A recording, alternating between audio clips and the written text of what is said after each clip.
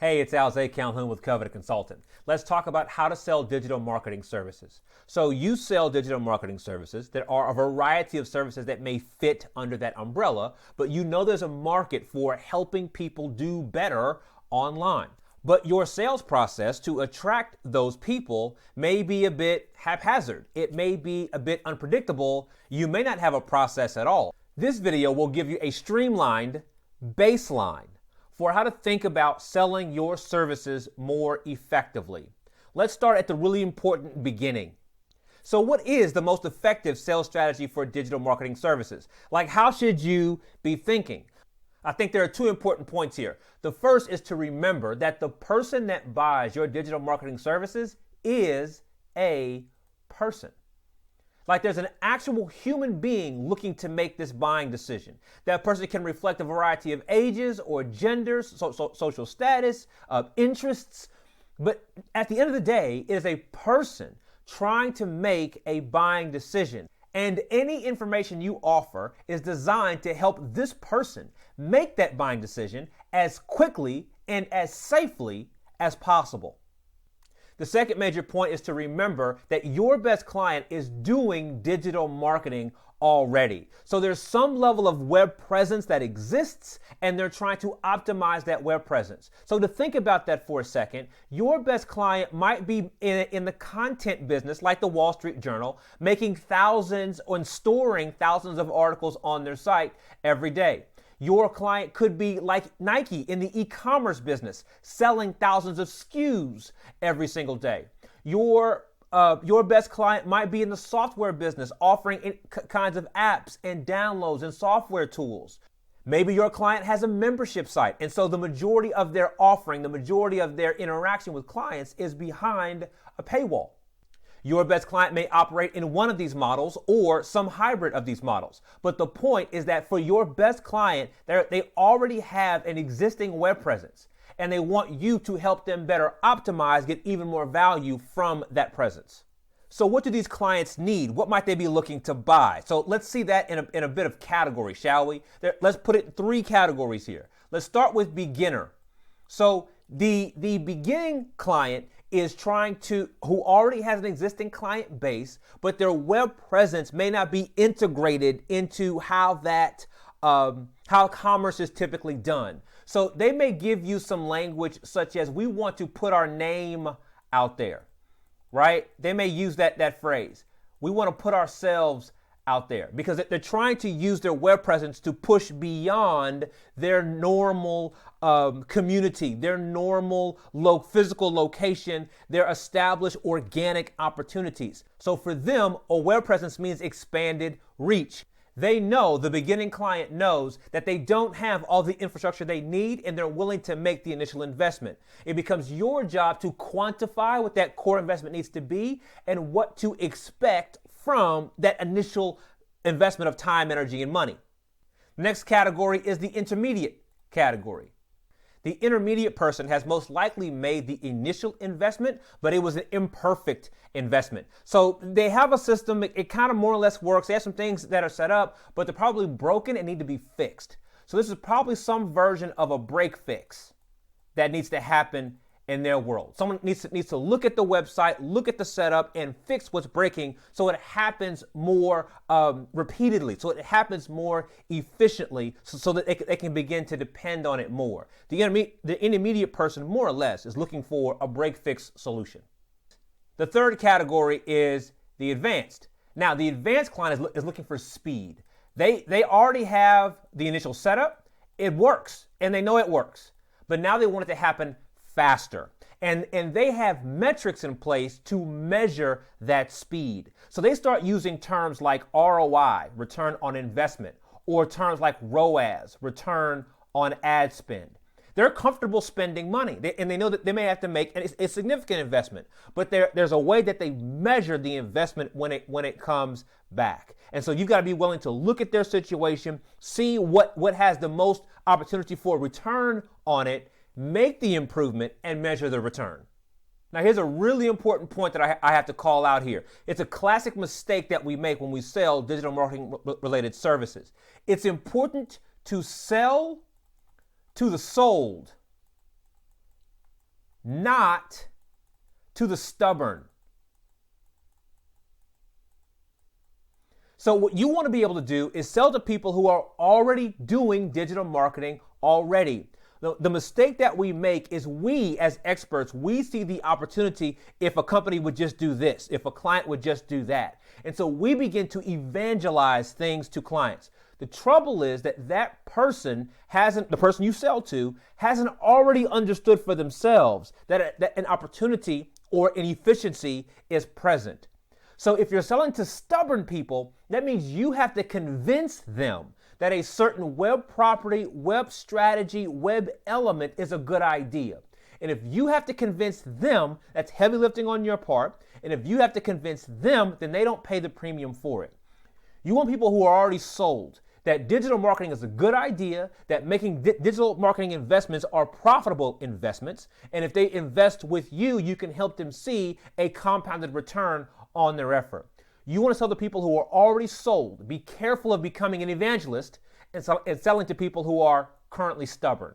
The basic framing of hourly work, project-based work, and retainer-based work are always sound and will always be appropriate. So you can choose from one of those three as they relate to your clientele, as they relate to your company. So let's look at pricing here a bit, and we can scroll down here to a couple of slides that help us. So what is the average cost of the monthly retainer? You can see that the vast majority of services are sold in between $500 and $7,500. That's quite a spread, right? So you can sell for more than that if you choose, as you see. You can sell for less than that if you choose, as you can see here. But you get an idea of where the sweet spot is for how the pricing of services is typically structured. If you think about it in terms of a month, it'll fit somewhere along this scale, typically in between $500 a month or $7,500 a month. Now let's talk about why that price range might exist. If you want to charge more for your services, make the price go up, what do you have to do? Well, you've got to be willing to take on more scope. And these could be simpler projects just done on a larger scale. So instead of managing one content piece or 10 content pieces, maybe you are managing 1,000 or 5,000 content pieces. Larger scope allows you to drive the price up. If you want to charge more, drive the price up, you got to take on more complexity.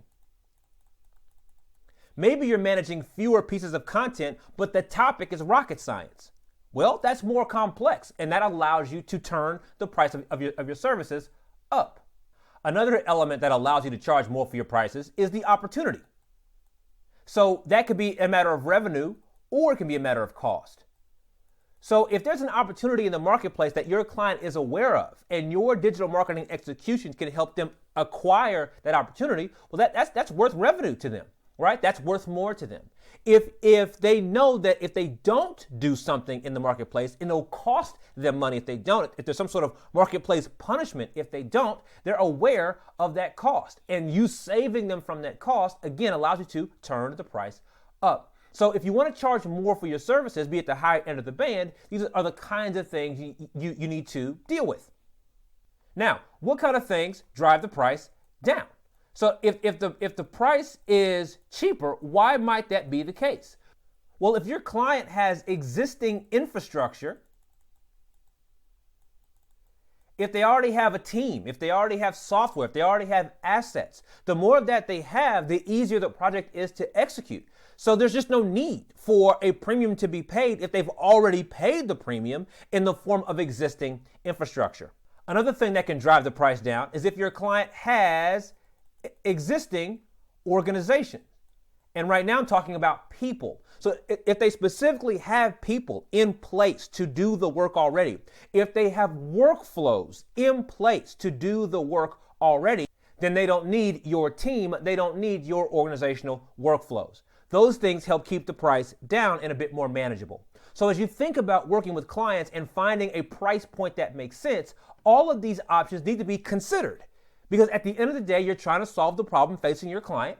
If your client has challenges that drive the price up, so be it. If your client has efficiencies that keep the price more moderate, so be it.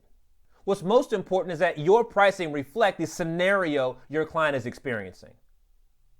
So if you're looking for a mechanical step-by-step process to sell your digital marketing services, what might that look like? Well, the basic process begins by identifying the right people. From that, you make contact. That contact leads to a conversation. That conversation becomes a closed sale. This is pretty much how the process works. Now, the mistake we make is we normally have the wrong attitude as we move through these steps. So let's look at how you should be thinking as you take each step. When you identify people in the marketplace who you may be able to serve, what you're looking for are problems you can solve. These are people with an existing web presence, and you can tell by looking at their web presence that something is not 100%, something could be improved. So there's something about their scenario that reflects a problem to you. So when you reach out to make contact, the offer that you're making here is an offer to have a conversation. So if they have this problem, hey, would you like to talk about it? That's all you're trying to get done. You're not trying to sell in this contact. You're just trying to see if a conversation makes sense. When you talk to that person in this conversation, you are confirming that the issue that you think exists actually exists. So if you're correct and that issue exists, then you can move forward. If not, then you should understand what's really going on so you can propose the next course of action. This conversation is about confirming, not forcing their hand and moving forward as a client. When they decide to become a client, when they decide to be closed, then the work begins immediately. You don't introduce any other bureaucracy. Just get started solving the problem that you thought existed in the first place. Now, time out for a brief sanity check here. I know that what you're looking at here looks really, really simple. We underappreciate how simple and how elegant the sales process can be. The number one mistake that we make is we try to force people down this chain of events. We're so focused on making our sale, hitting our numbers, getting that closed deal, that we don't leave enough space for the person on the other side to move down this process with us. So yes, this process can be quite simple, but it's really important to navigate it in a professional way so that both parties can be comfortable with the conclusion that's made in the end. So if you're excited, you're focused, and you want to start this process right now, what do? So I recommend that you go with tried, true, and proven approaches. The number one is to go with friends and family. There are people in your network who know who you are, who respect what you do, and it makes sense for you to reach out to friends and family first to get your initial point of momentum. A second opportunity for momentum is by using social media. You have people who follow you, who have connected with you, who are in your online networks, and it just makes sense to leverage those networks first to get your initial momentum. A third place is on freelance networks. There are a variety of them that exist. They're all designed to put people in front of you who are ready to make the buying decision. And so you can bid on that work and get your initial thrust of opportunities from a platform like Upwork or any of the others.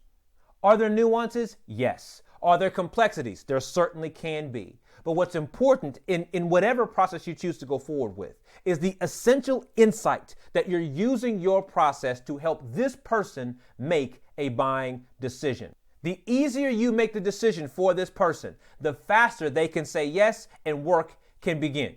Best of luck.